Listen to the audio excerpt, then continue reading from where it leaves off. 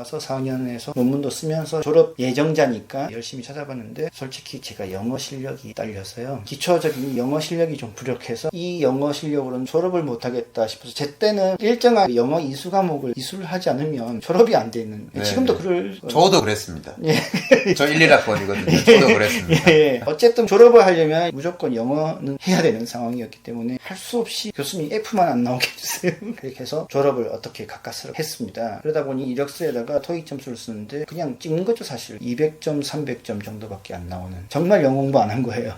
솔직히 불경을 던져놔도 읽을 겁니다. 반야신경을 읽으라 해도 읽습니다. 그런데 영어는 안 되는 거죠. 그래서 정말 저는 그런 상황이다 보니까 영어 점수 200점, 300점 이건 정말 기초적인 레벨인 거죠. 토익 점수 몇 점이라는 칸이 아예 있죠. 그 칸에 점수를 써야 되는데 항상 숫자가 낮으니까 무슨 회사든 영어 점수가 안 돼가지고 떨어졌던 거죠.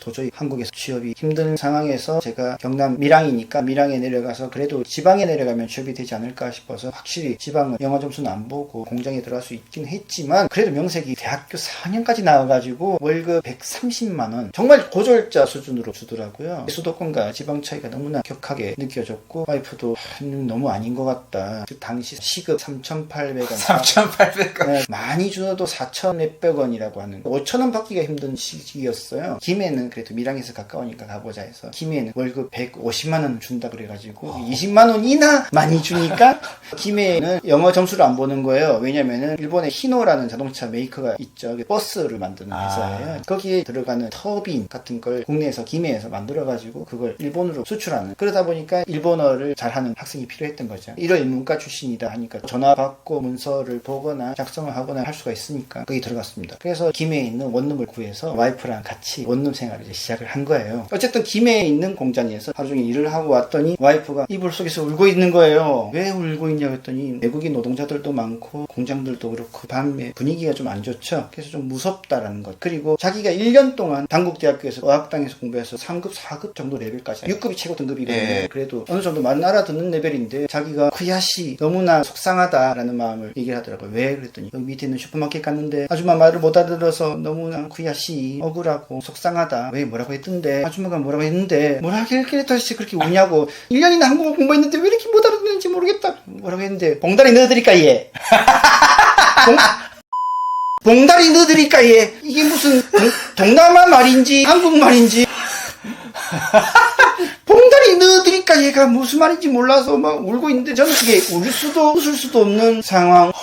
봉다리는 봉투고 넣어드릴까 얘는 넣어드릴까요? 넣어줄까요? 이 뜻이라고 했더니 그건 외국어지. 봉투에 넣어드릴까요는 분명히 알아듣는데 왜 아줌마가 봉다리 넣어드릴까 얘 막 울고 그러면서 경상도에서 못 살겠다. 나는 밀양이고 김해고 경상도 싫어. 그럼 어디서 우리가 살 수 있을까 물어봤더니 서울 경기도 아니면 살기 싫다. 아니면 일본 갈 거다. 그래 알았다. 내가 지금 다른 데를 알아봐야 되겠다. 그래가지고 잘 다니던 회사를 한 달도 안 돼가지고 빨리 때려쳐야 되겠다. 제가 다음날 가서 저 죄송한데 제가 그만둬야 되겠습니다. 이거 지금 일한 지가 한 일주일도 안 됐는데 왜 벌써 그렇게 그만두세요. 여러 가지 좀 상황이 안 좋아서요. 그래서 잡코리아였죠. 요즘도 있을 거예요. 있습니다. 잡코리아에다가 일본어, 중국어 검색을 했죠. 다 면세점, 공항 나오는데 화장품 판매 사업 모집, 신라 면세점 나오는 거예요. 제가 전화를 해서 면접 보러 가겠다고 해서 면접을 보러 김해에서 버스를 타고 동서울 터미널에서 내려가지고 면접을 보러 가서 합격이 되었습니다.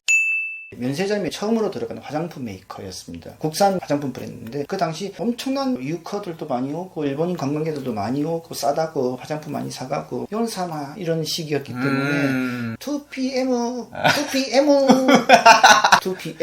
M을 하는 게 아니라 영어 공부를 새로 해야 되는 거예요. 영어 공부를 못했던 제가 일본 실력은 합니다.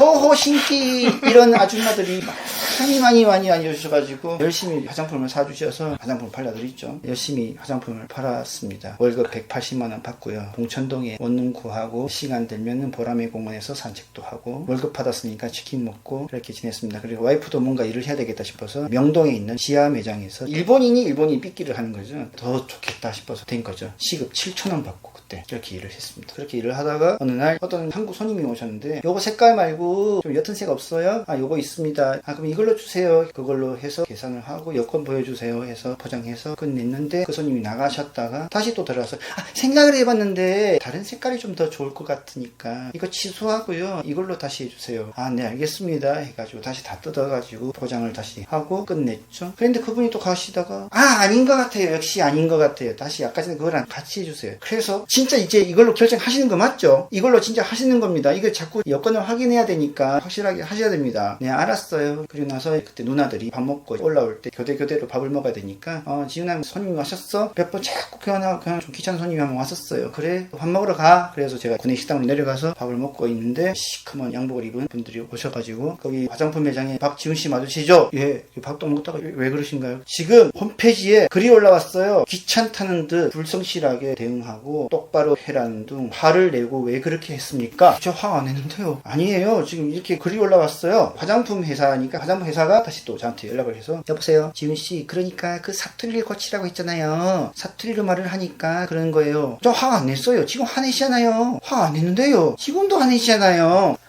예. 그러니까 당장 내일부터 나오지 말고요. 지금 오늘 오후에 그냥 퇴사 원서 쓰시고 빨리 나가세요. 예? 그 말투 좀 고치라고 했잖아요. 알았습니다. 끊고 퇴근하면서 화장품 회사 본사로 가가지고 퇴직서를 쓰고 집에 들어갔는데 창문이 다 열려있고 발자국이 있고 다 열려 있었던 거예요. 이게 뭐지? 도둑이 들었던 거예요. 진짜 찐으로? 네, 진짜 도둑이 들었어요. 봉천동 원룸에 도둑이 들어와서 발자국 다 찍혀있고 서랍 다 열려있고 배관 타고 올라와서 발자국이 좀 보이긴 했는데 그래가지고 경찰서 연락했더니 그때는 뭐 당신 CCTV라는 게 잘 없었기 때문에 결국은 하지는 못했고 근데 서랍에 있던 엔화 현금이 싹 없어졌어요. 혹시나 싶어서 일본에 갈 일 있으면 쓰려고 넣어놨던 일본 돈이 다 털렸습니다. 컴퓨터나 이런 거는 그대로 있었고 다행히 뭐 지갑은 서로 가지고 있었으니까 도무지 서울 생활이 안 되겠다. 우리가 한국에 살 게 아닌 것 같다. 일본에서 아르바이트를 하면 9,000원이나 10,000원이나 벌 수가 있는데 굳이 여기서 4,000원, 5,000원 최저임금 받아가면서 많이 받아봐야 6,000원 이러느니 차라리 일본 가서 살자. 그리고 나는 또 전공이 일본어니까 괜찮지. 와이프 고생시키는 것보다 내가 차라리 외국 가서 고생하자. 우리는 어쨌든 당신이든 나든 누가 한 사람은 외국 생활을 해야 되니까 누가 한 사람은 스트레스를 받아야 될 텐데 그래 그 스트레스 잘 내가 받자. 그래서 제가 가게 된 거죠. 일본 생활을 본격적으로 완전하게 시작을 하게 됐습니다.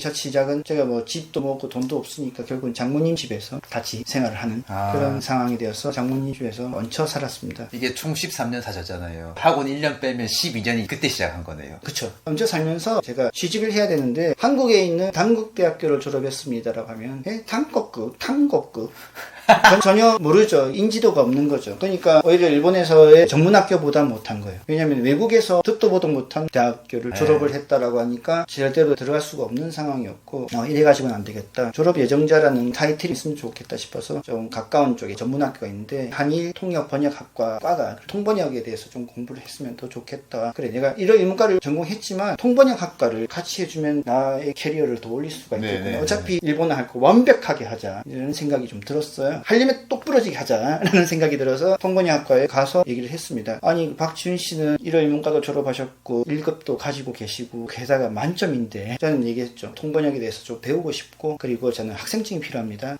그러면 좋은 제안을 드리겠습니다. 2학년부터 들어오시는 거 어떠세요? 2학년부터 바로 들어오시면 딱 되실 것 같아요. 4년제 대학을 졸업하셨으니까 예 그렇게 해주시면 저야 감사하죠. 학비를 절약할 수 있으니까. 그럼 그렇게 합시다 해서 제가 2학년으로 들어갔어요. 들어갔더니 저 같은 사람이 사실 한 2-3명 더 있더라고요. 꼭 그렇게 해야 되는 건가요? 저는 사실 처음에는 대학원을 가고 싶었어요. 호세다이학이라고 법정대학이라고 있습니다. 대학원 시험을 치려고 신청까지 했었는데 대지진이 일어났습니다. 그래가지고 대학원 가는 거는 포기하고 그리고 대학원이 너무 학비도 비싸고 전문학교에 들어가는 것이 더 낫겠다 싶어서 대학원을 가진 않았죠. 공부를 더 하고 싶은 제 욕심은 있었지만 대학원을 하기에는 시간적으로 아내도 있고 빨리 일을 해야 되는 그래서 전문학교에서 다니면서 취업을 하게 됐는데